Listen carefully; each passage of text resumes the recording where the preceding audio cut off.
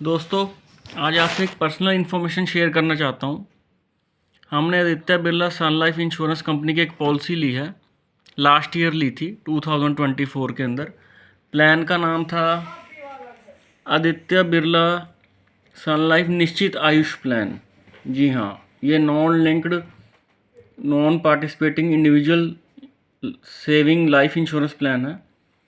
Basically last year हमने policy ली थी, तो आप देख सकते हैं इसके अंदर हमें जो प्रीमियम पे करना है वो 10 ईयर्स तक पे करना है। डेफरमेंट पीरियड कह लो, वेटिंग पीरियड कह लो, इसमें सर्वाइवल बेनिफिट्स का जो हमें लेना है उसका 1 ईयर है। और प्रीमियम 2.5 लाख का था, ये आप देख सकते हैं। और इसके अंदर मेन चीज़ मैं आपको ये बताना चाहता हूँ कि इस साल हमने प्रीमियम दोबारा पे कर दिया था, इसका सेकंड इंस्टॉलमेंट भी पे कर दी थी। और जो कंपनी ने हमें लास्ट ईयर पॉलिसी भेज दी थी उसके अंदर जो बेनिफिट्स हैं उसके अकॉर्डिंगली सर हमें, आप ये देखिए, इनकम फ्रीक्वेंसी हर साल आएगी एनुअल। ठीक है जी, इंश्योरेंस भी इसमें 25 लाख का है। और हर साल हमें मतलब आफ्टर 1 ईयर मतलब 2026 के अंदर आप देख सकते हैं 28 अगस्त 2026 हमें 1,04,625 रुपये नेक्स्ट 39 ईयर्स तक आते रहेंगे। पॉलिसी की जो टर्म है वो 40 ईयर्स की है। 10 साल हमने पे करना है ये प्रीमियम, ये सबसे ऊपर लिखा हुआ है। और आफ्टर 1 ईयर के डेफरमेंट पीरियड के बाद हमें कंपनी ये पे करेगी 1,04,625 रुपये। ये लास्ट ईयर हमें पॉलिसी आ गई थी। इस साल हमने इसका रिन्यूअल प्रीमियम पे कर दिया है जो 2.5 लाख समथिंग जीएसटी मिला के होगा। कंपनी को हमें रिन्यूअल प्रीमियम रिसिप्ट देनी थी, उसके बजाय कंपनी ने हमें इस साल एक फ़्रेश पॉलिसी इशू कर दी जो अभी कुछ दिन पहले ही मुझे रिसीव हुई है। मैं वो भी आपको दिखा रहा हूँ। ये देखिए, ये पॉलिसी आ गई। ये लास्ट ईयर की पॉलिसी है जिसमें ये बेनिफिट लिखे हुए इन्होंने।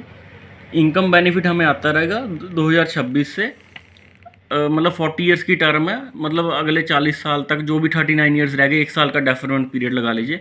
और एनुअली आएंगे हमें। प्लस उसके बाद हमारी ये गारंटीड लमसम बेनिफिट भी है 25 लाख का जो हमें मिलेगा। लेकिन जो पॉलिसी इस साल दोबारा हमें आई है, ये देखिए आप, 2 पॉलिसीज़ हैं मेरे पास। ये लास्ट ईयर वाली है और ये इस साल वाली है। हमें रिन्यूअल प्रीमियम की रिसिप्ट नहीं आई। अब इसमें प्रॉब्लम क्या आ रही है वो मैं आपको दिखाता हूँ। बाकी सारा कुछ तो सेम है। जो इनकम की फ्रीक्वेंसी है उसे लिख दिया गया है एनुअली इन एरियर्स। मुझे इसका मतलब नहीं समझ में आया क्या होता है। प्लस जो हमें बेनिफिट मिलना है उस पॉलिसी के अंदर था 1,04,625 रुपये। इसके अंदर जो मिल रहा है वो मिल रहा है हमें 1,03,375 रुपये। तो मेरे हिसाब से इन्होंने शायद 1,250 रुपये कम कर दिए हैं। और ओवरऑल ये 50,000 के अप्रॉक्सीमेट का हमें बेनिफिट कम मिल रहा है जो कंपनी कमिट कर रही थी।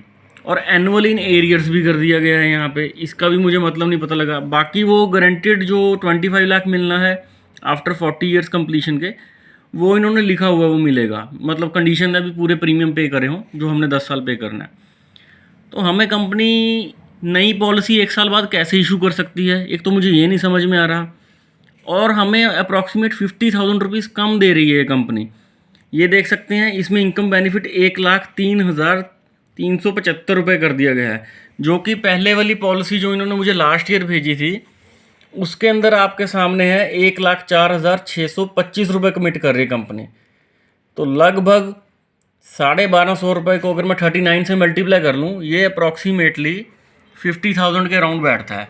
तो हमारे साथ ये एक किस्म से, मुझे तो एज अ कस्टमर चीट वाला ही केस लगता है और फ्रॉड केस लगता है।